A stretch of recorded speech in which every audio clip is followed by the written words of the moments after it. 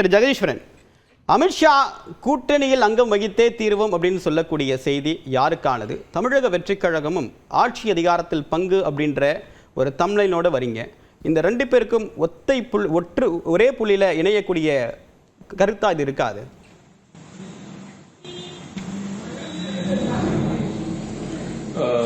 தமிழக வெற்றிக் கழகம் ஆட்சியில் பங்கு அதிகாரத்தில் பங்கு அப்படிங்கிற துணியில விஜய் அவர்கள் மாநாட்டில் பேசியது என்பது ஆட்சியில் பங்கு அதிகாரத்தில் பங்கு தமிழக வெற்றிக் கழகம் கொடுப்பாங்க அப்படிங்கிற அர்த்தத்தில். அதுக்கு அர்த்தம் என்னன்னா, தமிழக வெற்றிக் கழகம் பிரைமரி போர்ஸா இருக்கும்,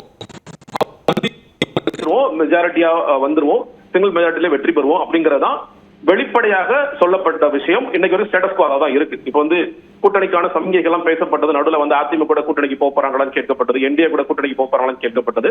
பல நேரங்களும் இந்த தொடர்ச்சியாக விவாத பொருளாக இருக்கிறது. இன்னைக்கு அமித்ஷா வரும் பொழுதும் தமிழக வெற்றிக் கழகம் குறித்து பேசும்போது தமிழக வெற்றிக் கழகம் வரலாம், கொஞ்சம் வெயிட் பண்ணுங்க அப்படிங்கிற மாதிரியான ஒரு சமிகை கொடுத்திருக்கார். ஆனா தமிழக வெற்றிக் கழகம் கட்சி துவங்கிய முதல் நாளில் இருந்து கொள்கை எதிரியாக பாஜகவை தீர்மானித்து வேலை செய்தவர்கள் தான் பார்க்கின்றேன்.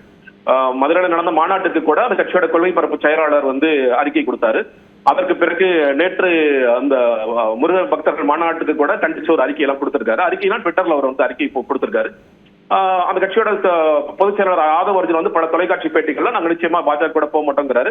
இப்பொழுது புதிதாக வந்திருக்கிற கொள்கை பரப்பு செயலாளராக இருக்கக்கூடியவரும் நாங்க நிச்சயமா பாஜக கொள்கை எதிர நிச்சயமா அவரோட போக மாட்டோம் சொல்றாரு. கீழடிக்கு ஒரு அறிக்கையெல்லாம் கொடுக்கும் பொழுது கீழடி அந்த நாகரிகத்துல நீங்க தேவையில்லாம கை வைக்காதீங்க, அதுக்கு தக்க பதிலடி தமிழக மக்கள் கொடுப்பார்கள் அப்படிங்கிற விஷயத்தெல்லாம் பேசுகிறார்.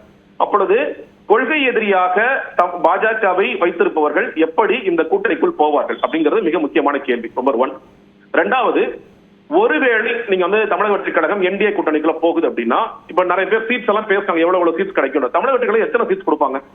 20 சீட்டு கொடுப்பாங்களா, 30 சீட்டு கொடுப்பாங்களா? இல்ல அந்த 20 சீட் இல்ல. நீங்க ஒரு விஷயத்த சொன்னீங்க, இப்ப நம்பர் 1 பாஜக தான் எங்களுடைய எதிரி, கொள்கை எதிரி அப்படின்னு சொன்னீங்க. ஆனா அதே கொள்கை தலைவராக ஏற்றுக்கொண்ட பெரியார் பற்றி இந்து முன்னணி மாநாட்டில் ஒரு விமர்சனம் முன்வைக்கப்பட்டப்ப உடனடியாக விஜய் ஏன் எதிர்வினை ஆற்றல? கொள்கை தலைவரை விமர்சிக்கக்கூடியவர்களை பார்த்து அமைதியாக கடந்து போறது எப்படி ஏற்புடையதா இருக்கும்?